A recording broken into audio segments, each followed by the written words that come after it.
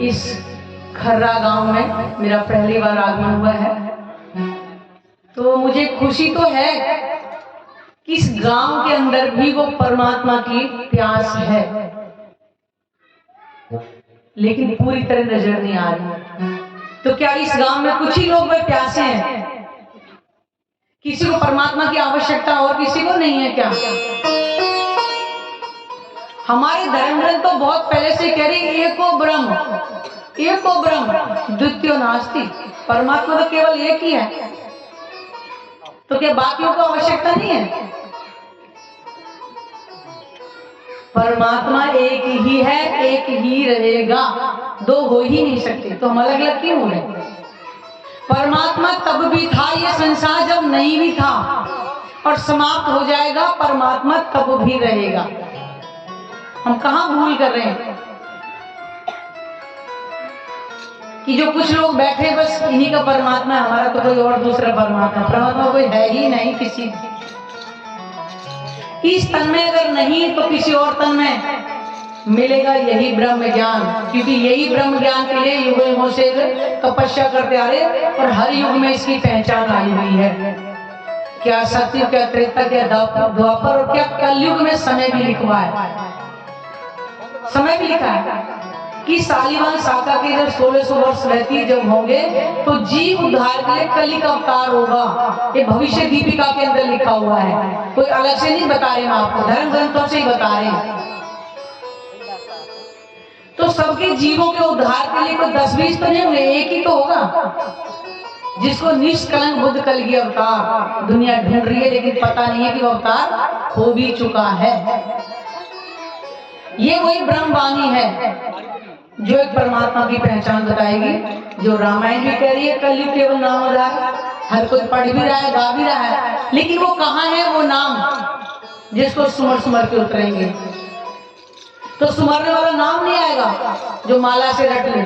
कबीर जी ने अपनी वाणी में कहा है, कर में तो माला फिरे और जीव फिरे मुखमाई, और मनवा तो चहुद्विष फिरे, यही तो सुमरन नहीं।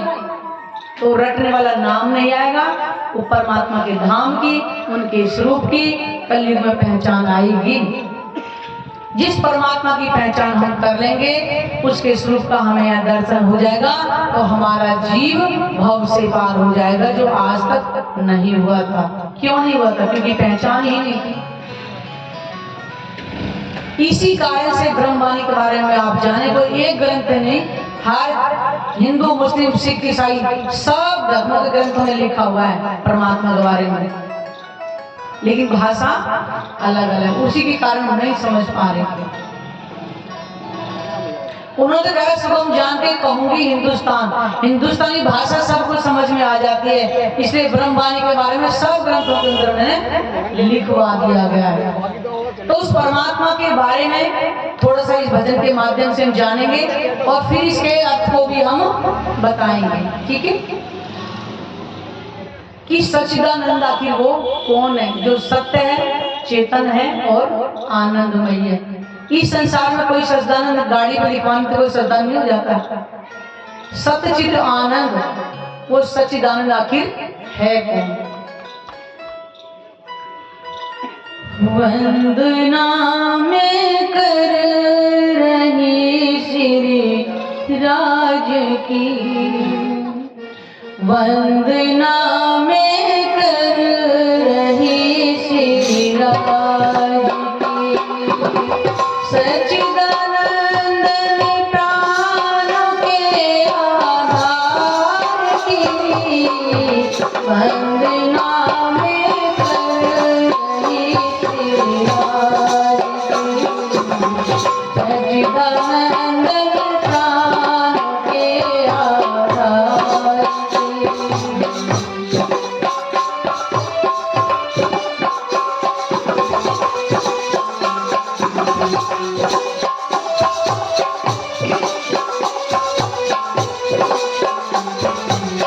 शरीर से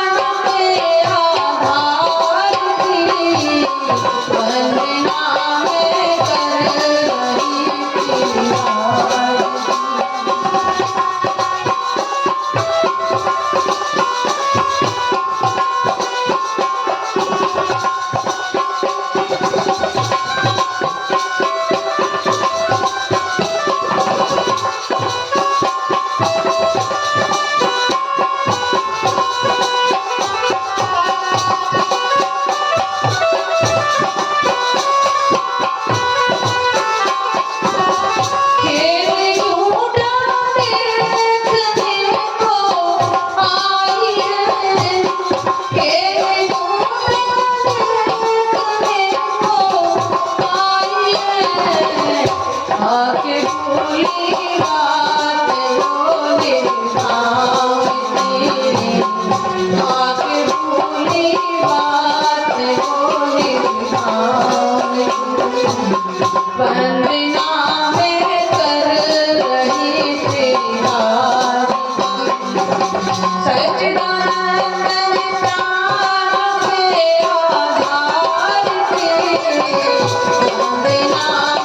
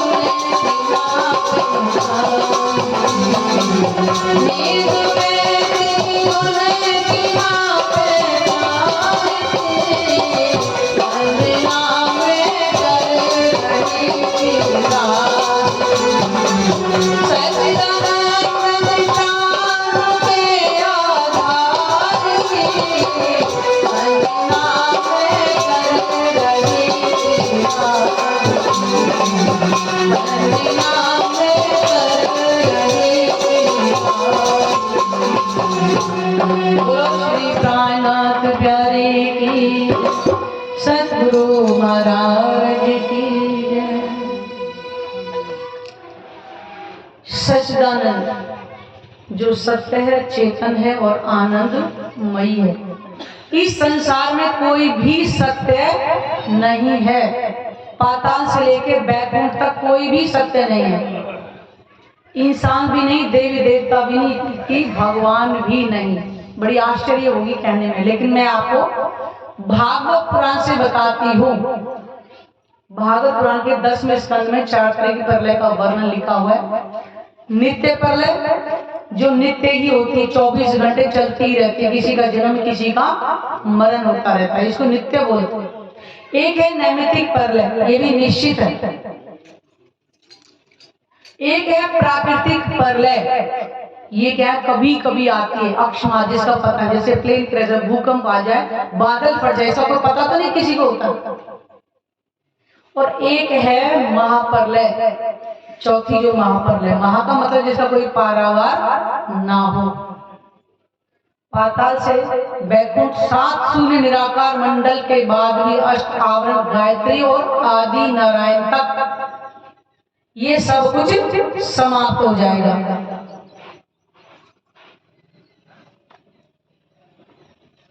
जिसको भी देखना हो, ये नक्शा हम आपको देंगे, इसमें सब कुछ देखते हैं कौन सा लोग कहां पर दिखा रहे हैं और कहां तक महाप्रलय में ये समाप्त हो जाएगा। तो यहाँ पर कहाँ कोई सत्य है बताइएगा? इसका मतलब कोई सत्य नहीं, ना कोई चेतन है। चेतन का मतलब है जैसे इस संसार में हम अपने आप को चेतन कह रहे हैं कि हिल रहे डोल रहे, लेकिन ये भी मिटने वाला, तो चेतन कहां से हो गया? अर्थात जड़ ही है। कहने का मतलब क्या है कि जैसे पेड़ होता है, जड़ होती है, फिर वो वृक्ष बनता है, लेकिन एक दिन समाप्त होता है। ऐसा हम भी जड़ ही, एक दिन जन्म हुआ है, एक दिन मरण होगा। तो सत्य कहां होगा? कोई चेतन नहीं। और आनंद इस संसार में किसके पास आनंद है? रात में मैंने पूछा था कि कौन सुखी है, 3 व्यक्ति ने हाथ उठाया, लेकिन मैं गारंटी के साथ कैसे कोई भी सुखी नहीं है। चाहे वो किसी प्रकार का किसी को दुख हो, घर का हो, परिवार को, सगे संबंधियों को, अमीरी गरीबी का, कुछ भी हो, हर किसी को दुख का सामना करना ही पड़ता है। लेकिन सत्यचित आनंद केवल परमात्मा है और कोई है ही नहीं। वही सत्य है जो ना कभी बनता है और ना कभी मिटता है। तो गीता के बारे में साफ लिखा है आत्मा न जन्मती है न मरती है। तो बताइए परमात्मा का ही अंश आत्मा है, तो आत्मा के बारे में अगर लिखा है तो परमात्मा जन्म मरण चक्र में आएंगे क्या? बताइए, हमारे ग्रंथों में सब कुछ लिखा है फिर भी नहीं जान पा रहे। ये रही गीता, इसमें लिखा है, जिसको देखना है मंच के बाद आप देख सकते हैं। इसलिए मैं लेकर के भी आई, क्योंकि बिना देखे किसी को विश्वास नहीं करना चाहिए। और सत्य जो जैसे कहते हैं उसके पीछे नहीं लगना चाहिए। सत्य झूठ का खुद परख करें तब उसको विश्वास करें। वो परमात्मा ही सत्यचित आनंदमयी है। तो क्षर अक्षर से न्यारा वो निज धाम है। क्षर का मतलब है जो बन करके मिट जाए। जिस संसार में हम बैठे इसके 14 लोग का ब्रह्मांड भी कहते हैं, कई लोग 3 लोग भी बोल देते हैं, पाताल मृत्यु लोक और वैकुंठ। कई 14 लोग का भी वर्णन है इसके अंदर। तो इस ब्रह्मांड के जो मालिक हैं ब्रह्मा विष्णु महेश को सबको ही जानता है, लेकिन उत्पत्ति कहां से होती है? दुनिया कहती है कि कमल की नाभि से उत्पत्ति हुई है, पर ये भागवत पुराण में लिखा हुआ है। सबसे पहले कौन आए? आदि नारायण। आदि का मतलब ही होता है जो मिट जाए, नर में नर, आयन में जल, यानी मोह सागर। सबसे पहले आदि नारायण, उन्होंने देखा कि मैं अकेला हूं, तो अकेला व्यक्ति कुछ नहीं कर सकता, तो उन्होंने संकल्प लिया एकोस्मि बहुश्याम, मैं एक से अनेक हो जाऊं। तब 3 गुण की उत्पत्ति हुई, ब्रह्मा विष्णु और महेश। और वहां से सृष्टि का कार्य शुरू होता है। तो कहते हैं क्षर अक्षर से न्यारा, ये क्षर के ब्रह्मांड से अलग अक्षर ब्रह्म का स्थान, जिसको वेद भूमि भी कहते हैं, योग माया का ब्रह्मांड भी कहते हैं। और उससे भी पर है वो अक्षरातीत दिव्य ब्रह्मधाम, जिसको अर्श अजीम भी कहा गया है, अयोध्या भी कहा गया। अयोध्या जिसको जो वहां तक कोई भी पहुंचा ही नहीं है। तो ये क्षर अक्षर से न्यारा वो निज धाम, परमधाम, परमात्मा का निज का स्थान। अक्षर को भी सुध नहीं उस धाम की। हालांकि अक्षर ब्रह्म भी रहते परमधाम के अंदर ही हैं, लेकिन रंग महल की बात कही जा रही है जहां आत्मा और परमात्मा रहते हैं। उस रंग महल के अंदर आत्मा के अलावा किसी और को प्रवेश करने की इजाजत नहीं है। इसलिए कहा है कि क्षर अक्षर से न्यारा वो निज धाम, अक्षर को भी सुध नहीं उस धाम की। तो वो दिव्य परम धाम ग्रंथों में लिखा तो सब था, लेकिन निज बुद्धि के ज्ञान के बिना किसी को पहचान नहीं हुई थी। गीता रामायण सब कुछ कह रही है। और हमारी रामायण में क्या है? नेत नेत जहां वेद निरूपा, निज आनंद निपादी रूपा, शंभु बिरंची विष्णु भगवाना, और उपजे जासो अंश ते नाना। ये रामायण कह रही है, हम तो नहीं कह रहे, रामायण में लिखा है। परमात्मा के हुक्म से एक ही पल में करोड़ों ब्रह्मा विष्णु महेश उत्पन्न होते हैं। ये रामायण में अभी कहोगे तो अभी आपको YouTube पे भी दिखा देंगे। रामायण में सर्च करो, आपको सामने आ जाएगा। ये हमारे ग्रंथों का ये वर्णन है, कहीं और नहीं। वो है परमात्मा। किसी से परमात्मा की बात करें, सब एक ही तो है, एक नहीं है। परमात्मा परमात्मा है, देवता अलग है, भगवान अलग है, अलग है। अब घर के अंदर देव और जेठ पति सबको एक तो कहते, सब एक ही हैं। एक कैसे कहते हो? सब अलग अलग। देवर का रिश्ता अलग है, जेठ का अलग है, पति का अलग है, ससुर का अलग है, सबका अलग अलग है। सबका सम्मान करना चाहिए, लेकिन पति पति होता है। तो आत्मा का पति भी तो एक ही होगा, परमात्मा कोई अलग तो नहीं होगा। खेल झूठा देखने को आई है। परम धाम के अंदर झूठ नहीं है। झूठ कहाँ है? इस संसार के अंदर। झूठा के झूठा का मतलब है कि जो अभी भी दिख रहा है बाद में है नहीं। जैसे बाजीगर कबूतर बनाता है, वो सत्य होते हैं, झूठ होते हैं, झूठे होते हैं ना, क्योंकि जैसे वो अपने पोटली को संभालेगा कबूतर होते ही नहीं। ऐसे ही ये संसार जो दिख रहा है ये संकल्प से बना है। जिस दिन महाप्रलय होगी, कहते हैं कि चुटकी बजाने में जितना टाइम लगता है उससे भी कम समय में आंखें बंद होंगी और महाप्रलय हो जाएगी। इतना समय लगेगा केवल। क्यों? कि वो अक्षर ब्रह्म अपने आप को क्या समझ रहे हैं? आदि नारायण, अपने आप को सपने में समझ रहे हैं। जैसे मैं आज खर्रा में बैठी हूँ और मैं आई तो दिल्ली से, लेकिन सपने में मैं खर्रा में आके फिर वापस दिल्ली पहुंच जाऊं, तो मैं दिल्ली उठूंगी, खर्रा में उठूंगी? खर्रा में उठूंगी ना, तो दिल्ली तो समाप्त हो जाएगा। ऐसा ही अक्षर ब्रह्म अपने आप को सपने में क्या समझ रहे हैं? आदि नारायण। और जब वो सपना देख के उठेंगे, अस्तित्व समाप्त हो जाएगा, संसार का कुछ भी नहीं बचेगा। जो इतना दिख रहा है, सत्य लग रहा है, ये सब लगा है, मेरे पति, मेरी पत्नी, मेरे घर परिवार, जमीन जायदाद, सब दिख तो रही है, लेकिन सपना है। खेल झूठा देखने को आई है। ब्रह्म आत्माएं परम धाम में रहती हैं, उन्होंने कभी दुख सुख कुछ नहीं देखा था। तो परमात्मा ने अपनी आत्माओं से एक दिन कहा कि मेरी प्रियो, मैं तुम्हें बहुत प्रेम करता हूं। तो आत्माओं ने क्या कहा? ये भी कोई बड़ी बात है, हम आपको आपसे भी ज्यादा प्यार करती हैं, क्योंकि आप तो अकेले प्यार करने वाले, हम तो 12,000। गिनती केवल 12,000 बताएगी, 12,000 नहीं है, बेशुमार है। सुमार में लाकर केवल बताया करती, इस मानवी बुद्धि में आ जाएगी 12,000। तो उन्होंने कहा था अच्छा कि कौन किसको प्रेम करता है, इसकी परीक्षा लेने के लिए उन्होंने हमसे बोला कि मैं तुमको एक खेल दिखाता हूं जिसमें सब कोई भूल जाता है। तो आत्माओं ने क्या, कोई अच्छा कोई खेल होगा जिसमें भूल जाते हैं, क्योंकि कभी कोई चीज देखी ना हो।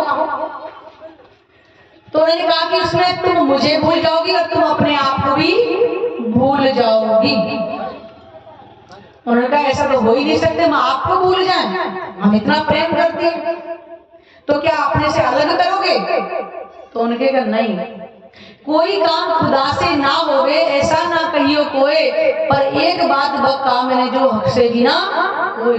परमात्मा सब कुछ कर सकता है, लेकिन एक काम नहीं कर सकता, अपनी आत्मा को अपने से अलग कर दे।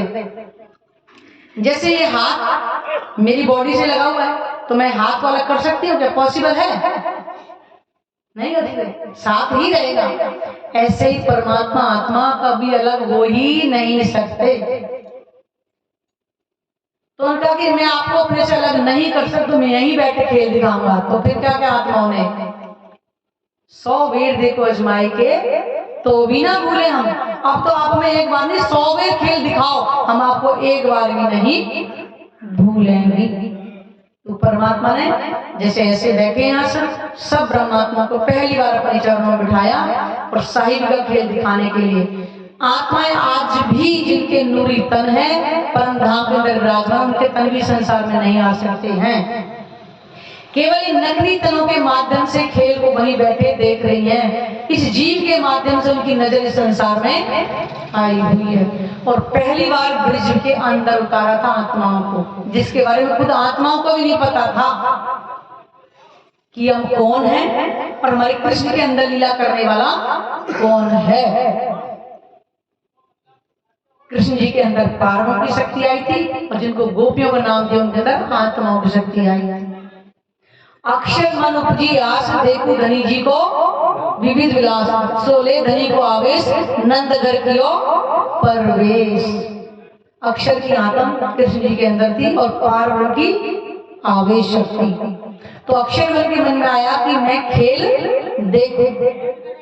तो उन्होंने नंद के बाबा के घर के जाके, हालांकि जन्म तो वसुदेव देवकी से हुआ था उनका, मथुरा के कारागार में, लेकिन सारी लीला कहते विष्णु भगवान ने उनको पहले बता दी थी। क्यों?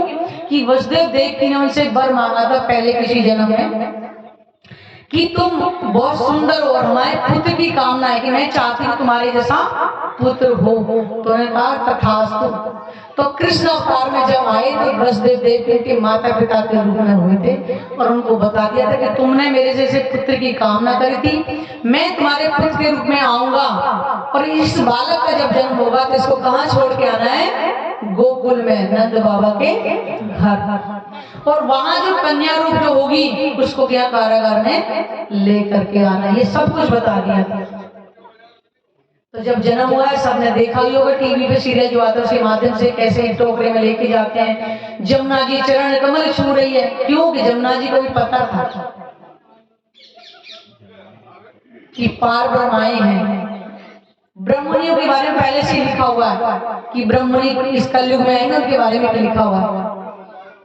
और कैसे उनको नंद बाबा के घर छोड़ाएगी। छोटे से बालक के, दुनिया को तो बालक ही नजर आ रहे थे, लेकिन पार्वती शक्ति ने सबको पहचान लिया था।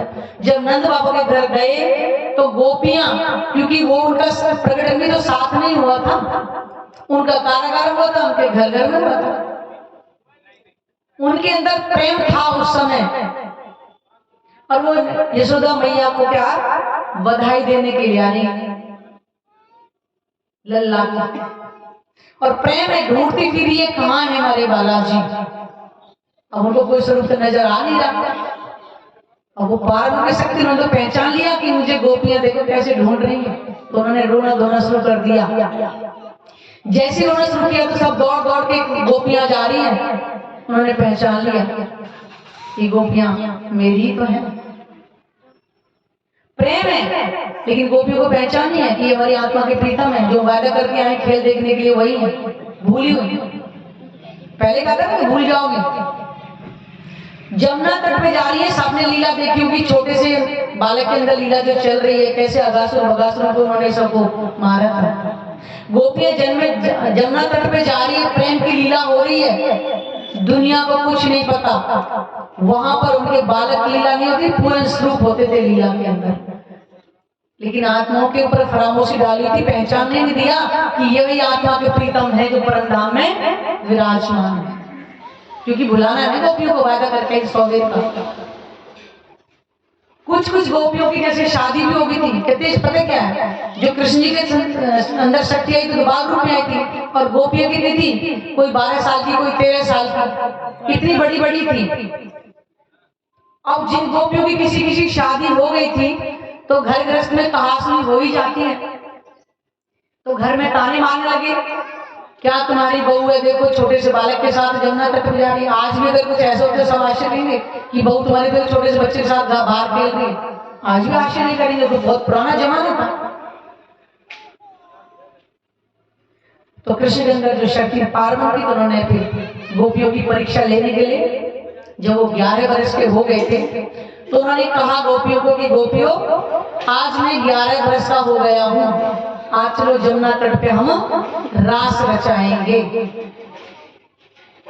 गोपियां क्या कहेंगे, तू परपुरुष हम कुलवंती ना, तेरे साथ रात को रास खेलने नहीं जाएंगे, क्योंकि परम धाम को भूल गई कि जिनसे एक पल भी अलग नहीं होते थे। यहाँ पे परपुरुष दिखने लगे, ये माया का प्रभाव, क्योंकि प्रेम की परीक्षा भी तो देनी थी ना। तो उन्होंने देखा था कि वाकई तो माया में आकर के भूल गई हैं। तो उन्होंने क्या किया, घर जाके यशोदा मैया को बोला कि मेरे पैरों के जो आभूषण है, जहाँ जो उंगली है उतार दो मैया, आज मैं बड़ा हो गया हूँ। और जो बांसुरी बजाते थे वो भी तोड़ के फेंक दी, ना बांसुरी बजेगी या ना नाई दौड़ दौड़ करके आएगी। अब जा रहे गैया चराने के लिए, गायों से बिल्कुल चुपचाप, और गोपियां दरवाजे से देख रही हैं लेकिन बोल नहीं रही। और ये जुदाई चली थी 52 दिन तक। आप कृष्ण का जो जन्म होता है, जन्माष्टमी इसको बोलते हैं, हालांकि जब नाम भी नहीं था, नाम तो 6 महीने बाद पड़ा था। कृष्ण जन्म बोल देते हैं हम, बालक का जन्म हुआ था, कृष्ण नाम 6 महीने बाद रखा, गर्भाचार्य जन्म का नाम। अब गोपियां जमुना तट पे नहीं जा रही हैं। ये 52 दिन कृष्ण जी का जिस दिन प्रकटन होता है वो, और शरद पूर्णमासी तक आप जो काउंट करोगे तो 52 दिन बैठते हैं। और परमात्मा ने देखा कि तो भूल चुकी है, लेकिन अपनी आत्मा है, उनको लेकर के तो जाएंगे जाएंगे। तब उन्होंने जाकर के योग माया के ब्रह्मांड में बांसुरी बजाई थी। इस निधिवन में नहीं, जो मथुरा वृंदावन वाला नहीं, भागवत पुराण में लिखा है 29वें अध्याय में रास और 33वें अध्याय में महारास 10वें स्कंद में लिखा हुआ है। जिसको प्रमाण चाहिए देख लेना। महारास का मतलब है जिसका कोई पारावार नहीं, वो खेली गई थी योग माया के ब्रह्मांड में। जो बोला क्षर अक्षर, अक्षर ब्रह्म का जहां चतुष्पाद है वहां पे खेली गई थी। इस संसार से न्यारा है और परमधाम से भी न्यारा है। वो योग माया के ब्रह्मांड में बांसुरी जब बजाई तो गोपियां, संध्या का समय हो रहा है, भागवत पुराण की लिखा हुआ उसमें दौड़ रही हैं, लेकिन किसी को नहीं पता चला कि कहाँ दौड़ रही है। मान लो यहाँ बहनें दौड़ रही हैं, जिसकी पत्नी होगी पूछेगा नहीं कहाँ दौड़ के जा रही है, पूछेंगे ना, लेकिन किसी को पता ही नहीं चला कहाँ दौड़ के जा रही है। ये थी ब्रह्मलीला, किसी को समझ ही नहीं आ रही दौड़ दौड़ कहाँ जा रही है। इतने कुछ लोगों को पता चला तो जिनकी पत्नियां थी वो उनके दरवाजे बंद कर दिए, थोड़ा श्रृंगार करते हुए रह गई थी कि पति से मिलना है 52 दिन के बाद तो कुछ श्रृंगार कर दें, तो घर वाले दरवाजे बंद कर दिए। लेकिन उन्होंने भी तन मिट्टी के यहीं छोड़े, उनकी भी आत्मा निकल के योग माया के ब्रह्मांड में पहुंची। 3 सृष्टि है, तामसी, राशि और स्वास्थ्य। एक केवल नेचर के हिसाब से, वैसे अलग नहीं, आत्मा एक ही है। तामसी थी सुना और दौड़ ली, उन्होंने कुछ नहीं सोचा। एक राशि थी श्रृंगार कर ली, स्वास्थ्य क्या करूं, जेठ देवर है क्या है, बस वो सोचने को बड़ी 3 तरह का उनका वर्णन है। नहीं तो आत्मा आत्मा ही। जब आत्मा योग माया के ब्रह्मांड के अंदर पहुंची तो परमात्मा ने परीक्षा लेने के लिए जो बोला, गोपियों तुम्हारे बच्चे रो रहे होंगे, तुम्हारे पति वहां पे इंतजार कर, तुम क्यों आई हो? पत्नी को ऐसा नहीं करना चाहिए, चाहे पति लंगड़ा, लूला, निर्धन कुछ भी हो, पत्नी को नहीं छोड़ना चाहिए अपने पति को। तो गोपी ने क्या जवाब दिया? आप जो कह रहे हैं बिल्कुल सत्य है कि पति को नहीं छोड़ना चाहिए। अब हमने पहचान लिया है कि अभी हमारे अभी पति हैं। ब्रिज में पहचान नहीं हुई थी, 11 साल 52 दिन में योग माया के ब्रह्मांड में जाकर के अर्ध पहचान हुई थी कि आप ही हमारे पति हैं। लेकिन कहाँ रहते हैं? वो ब्रिज में न रास हो गया था, वहां जाके नया नूतन वृंदावन बनाया गया जहां आत्मा परमात्मा की महारास की लीला हुई थी। महारास खेलने के बाद में उसमें लीला का भी वर्णन है, कैसे से गोपियां और रामते खेल रही थी, लेकिन वो आत्मा परमात्मा की लीला है। वो इस बुद्धि से नहीं सोच सकते, नर की बुद्धि से, विकारिक बुद्धि से। वो रास का इतना आनंद था जैसे माँ और अपने छोटे से 6 महीने के बच्चे का प्रेम होता है। ना बेटे के मन में प्रेम विकार है, ना माँ के मन में विकार है, वो प्रेम था ऐसा। वो रामते थी, उछल कूद की राम, जैसे बच्चे नहीं खेलते थे पहले पुराने जमाने में, अब तो बच्चों के पास समय ही नहीं खेलने के लिए। लुक्का छुपी का खेल, उछल कूद का खेल, ऐसी रामते खेली गई थी वहां पर, पकड़ पकड़ाई की, दौड़ने के और पकड़ने की, वो रामते खेली गई थी। जब सारा कुछ हो गया तो उन्होंने अपने आत्मा से पूछा कि ये सखियो ये बताओ कि नया नूतन वृंदावन जो बनाया है कैसा लगा आपको?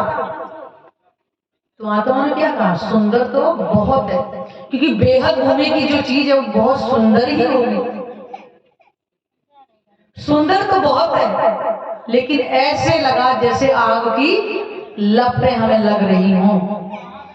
तो उन्होंने कहा कि ऐसा क्यों? मैंने तुम्हारे खुश करने के लिए इतना सब कुछ किया है, क्योंकि आप हमसे अलग हो गए थे। क्योंकि आत्मा परमात्मा जब परीक्षा देनी थी ना, तो बीच में खेलते खेलते अंतर ध्यान हो गए थे, ये बताने के लिए कि तुम यहाँ किसके साथ में खेल रही हो, अक्षर ब्रह्म के साथ नहीं। अक्षर ब्रह्म कौन है और मैं तुम्हें पहचान देने के लिए बीच में अंतर ध्यान हो गए थे। तो गोपियां मूर्छित होकर गिर पड़ी थी, इतना सहन नहीं कर पाया था बिछुआ, एक पल का ही सिर्फ, कि आप हमसे अलग हो गए थे, इसलिए हमें ये अच्छा नहीं लगा। तो उन्होंने कहा कि अब क्या करना है? आप पिया जी वहां ले चलो जहां हम और आप एक पल के लिए भी अलग नहीं होते हैं। ले गए परमात्मा अपनी आत्मा को परमधाम। वहां जाकर के आत्माओं ने फिर से कह दिया कि आपने हमको लड़ाई झगड़ा नहीं दिखाया, जन्म मरण नहीं दिखाया, आजकल के जैसे बच्चे हैं ऐसे नहीं दिखाई। फिर से खेल मांग लिया। परमात्मा ने कहा कि ब्रिज में प्रेम का थोड़ा जो ताने सुने थे वही देख शायद पेट भर गया होगा कि नहीं, पूरा खेल दिखाइए। अब परमात्मा ने क्या कहा कि अब दोबारा से फिर से ब्रह्मांड बनाया, क्योंकि जब गोपियां चली गई थी तो संसार का प्रलय हो गया था और आज तक भी नहीं पता किसी को संसार का प्रलय हो गया था। परमात्मा ने फिर से हुक्म से ब्रह्मांड ज्यों के त्यों खड़ा कर दिया। पहले कृष्ण जी के अंदर आई थी पार्वती की शक्ति, अब आई है गौलोक की शक्ति। पार्वती की शक्ति नहीं है इसमें। और ये रास कहाँ होगी? निधि वन में। बांसुरी बज रही है, सबको सुनाई दे रही है, तो संसार वाले क्या सोच रहे हैं? वही रास चल रही है। लेकिन अब की बार जो गोपियों के साथ में जमुना तट पे जो कुंवारी कन्याएं जो खेलती थी ना,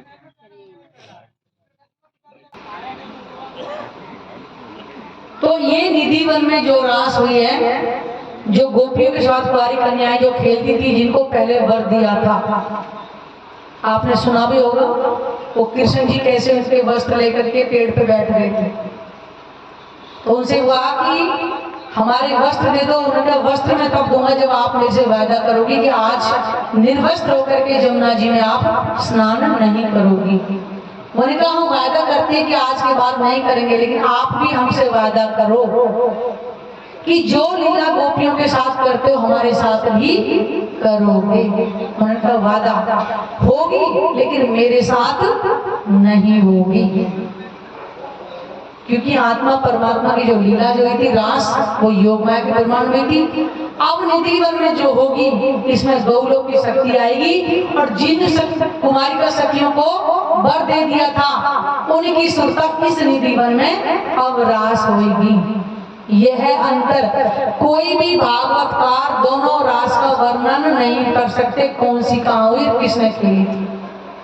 लेकिन संसार में क्या लग रहा है? वही रास, वही कृष्ण जी है। नाम कृष्ण एक ही रहेगा।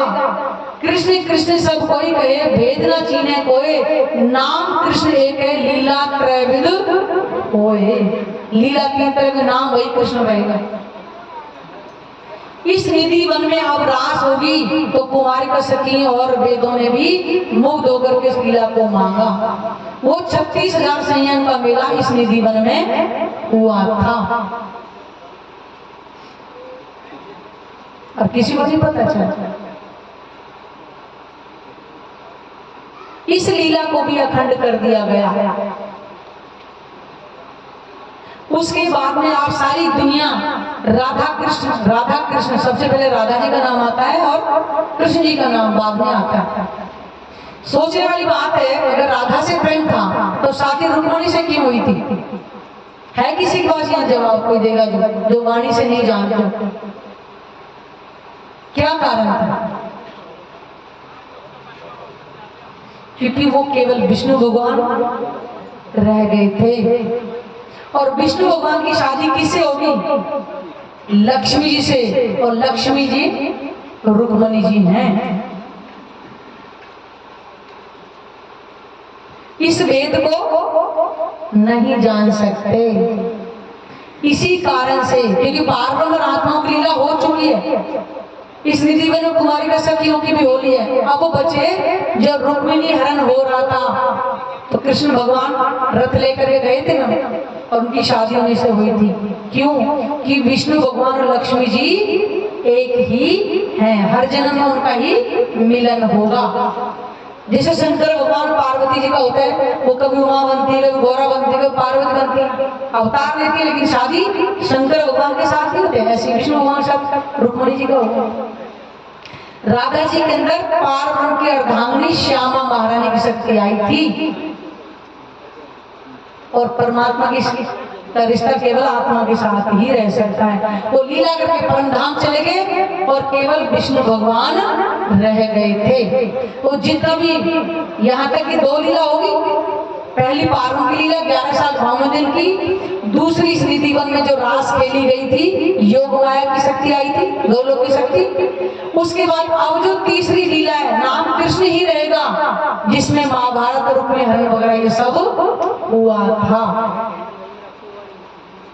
अब संसार में सब बोल रहे हैं एक ही तो कृष्ण है, लेकिन शक्ति अलग अलग, नाम एक ही रहा था। तो ये लिखा है खेल झूठा देखने को आई है, ब्रिज के अंदर आत्माओं को नहीं पता चला कि हम कौन, कहां से आए हैं, कहां है हमारा बर्ताव। रास में नहीं पता चला था, केवल पता था कि आप हमारे पति, लेकिन घर की शुद्ध वहां भी नहीं थी। अब आई है कलयुग में, अब उतारा है सब विध वतन सहित। तो हरिवंश पुराण उसमें लिखा हुआ है, अभाविनो भविष्यन्ति मुन्यो ब्रह्म रूपनाय कलयुगे उत्पन्नाय प्रधान पुरुषे आश्रम कथा योगे तान सर्वान पूजन्ति मानवा यस्य पूजा पर है जीव सृष्टि समुद्र। कलयुग में एक अनहोनी घटना घटेगी, वो ब्रह्म रूप ब्रह्मणी प्रकट होंगे जो परमात्मा के आश्रय में ही रहेंगे। तो परमात्मा के आश्रय में तो आत्मा ही तो रहेंगे, वो ब्रह्म रूप ब्रह्मणी यानी कि आत्माएं फिर से कलयुग में आएंगी और उनके द्वारा कही हुई कथा को जो आत्मसात करेगा वो व्यक्ति भव से पार हो जाएगा। तो ये है वो आत्म कथा, ये है वो कलयुग केवल नाम धारा, ये है वो बरनाथ की गुफा में सुनाने वाला ज्ञान। बताइए कुछ अलग से तो नहीं बताया, अपने धर्म ग्रंथों से बताया हुआ है, कोई अलग से तो नहीं। ये है वो स्वयं वेद का मतलब क्या है। एक बाबा रामदेव ये प्रकाशित है अजमेर से, हम बहुत बताते ताकि ग्रंथों के बारे में सबको पता भी चल जाए। उसमें लिखा है 4 वेद ब्रह्मा को सौंपाए और पंचम वेद रहे छुपाए। परमात्मा ने ब्रह्मा जी को चतुर्मुखी क्यों कहा? कई लोग चतुर्मुखी 4 मुख दिखाते भी है ब्रह्मा जी के, क्या वास्तव में 4 मुख होते हैं? हमने फोटो देख लिया और कोई चतुर्मुखी बोल दिया, अरे भाई चतुर्मुखी नहीं है। उनके मुख से 4 वेदों का उच्चारण परमात्मा ने करवाया और 5वां वेद स्वयं लेकर के आएंगे, तभी का खुदा की गवाही खुद खुदा ही देगा, क्योंकि वहां तक कोई पहुंचा ही नहीं तो कोई कैसे देता वहां। इसलिए वो स्वयं वेद लेकर के आएंगे। इससे हिंदू मुस्लिम सिख ईसाई सारे धर्म ग्रंथों के भेद खुल जाते हैं। जाओ कुरान देखो खोल के, जाओ गीता भागवत देखो, सबके अंदर पहचान लिखी है, अपने अपने ग्रंथों में देख ली पहचान।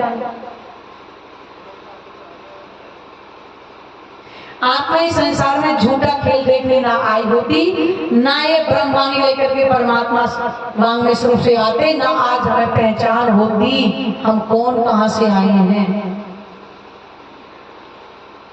खेल झूठा देखने को आई है, आके भूली बात है निज धाम।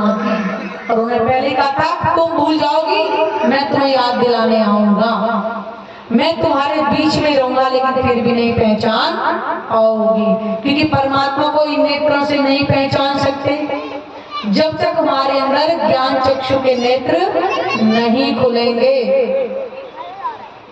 इस ब्रह्मवाणी से हमें परमात्मा के धाम की, उनके स्वरूप की जब सारी पहचान हो जाएगी, हमारी अंतर्दृष्टि खुल जाएगी। परमात्मा का दर्शन कहीं बाहर नहीं, हमारे अंदर ही होगा। ऊपर तले अर्शना कहिया अर्श कहिया मोमिन कलूब। परमात्मा कहीं बाहर नहीं, पत्थरों के मकान में नहीं, वो कहाँ बैठे हैं? अपनी आत्माओं के दिल में बैठे हैं। आए पिया जी हमें जगाने धाम से, तो वो स्वयं ये बांग्य स्वरूप लेकर के हमें जगाने के लिए आए, क्योंकि हम तो फरामोशी में भूल गए। इसलिए इसको माया के खेल को क्या कहते हैं? भूल भुलैया। इसमें सब कोई भूल जाता है। क्या किसी को पता था कि मैं कौन हूँ, कहां से आया हूँ, और शरीर और संसार छोड़ने के बाद मुझे जाना कहाँ है? बताओ पहले कभी, इस वाणी से पहले भी हम सुंदर साथ में आज कह सकते इसके वाणी से पहले पता था कि हम कौन है, लेकिन आज बता सकते हैं। कि शरीर छोड़ने के बाद में हमारे जो जीव है और जो आत्मा है वो प्राणनाथ जी के चरणों में समाहित हो जाएंगी। हमारे 84 लाख योनियों से मुक्ति मिल जाएगी। और ये वाणी किसी एक के लिए नहीं आई है, 14 लोग के जीवों के लिए आई है। 14 लोग के जीवों के लिए, किसी एक के लिए नहीं। ये हिंदू मुस्लिम सिख ईसाई के लिए नहीं। न जाने जीव पहले कीट पतंग में था, गधे घोड़े किसका रूप लिया होगा। 84 लाख योनियों को एक नहीं होते हैं, गिनो कितनी होती है।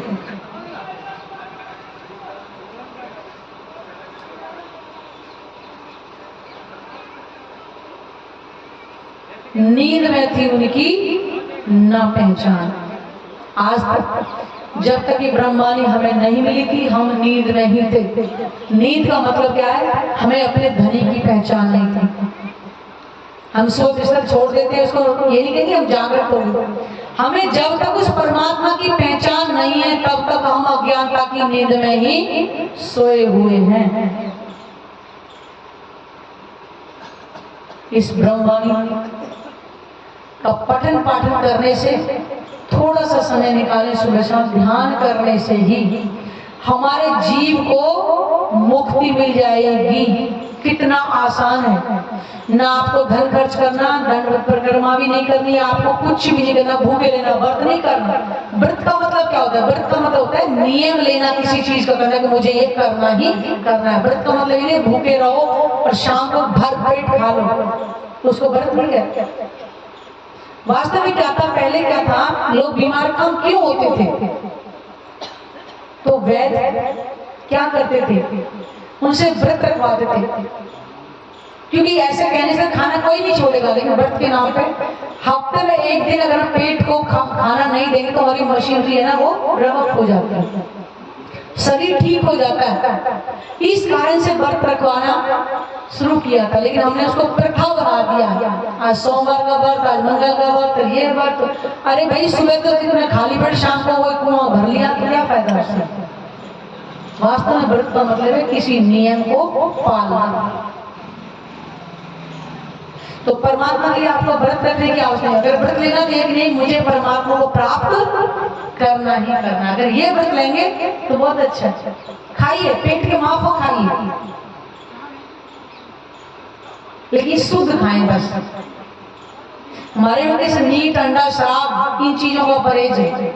पर्दा पराई स्त्री को मतलब गलत नजर से देखना, और कोई परहेज नहीं। आप ये अमीरी गरीबी किसी के लिए कोई वो नहीं है, सबके लिए ये ब्रह्मवाणी है।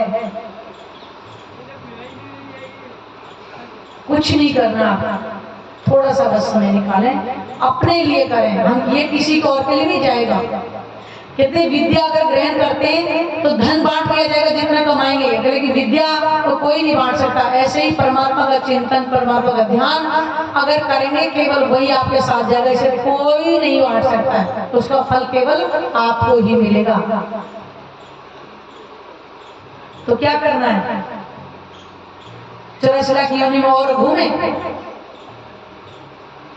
या और दुख देखें, कलयुग में और देखो। जैसे जैसे कलयुग बढ़ता जाएगा और प्रकोप बढ़ता ही जाएगा।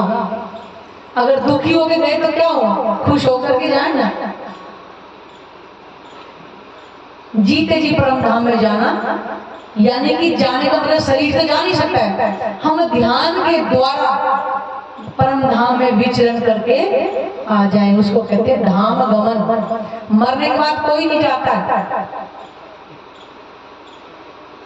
अगर जीव ने परमात्मा का दर्शन नहीं किया तो 84 लाख योनि में चला जाएगा और आत्मा किसी और तल पे विराजमान हो जाएगी, कुछ लाभ नहीं मिलेगा।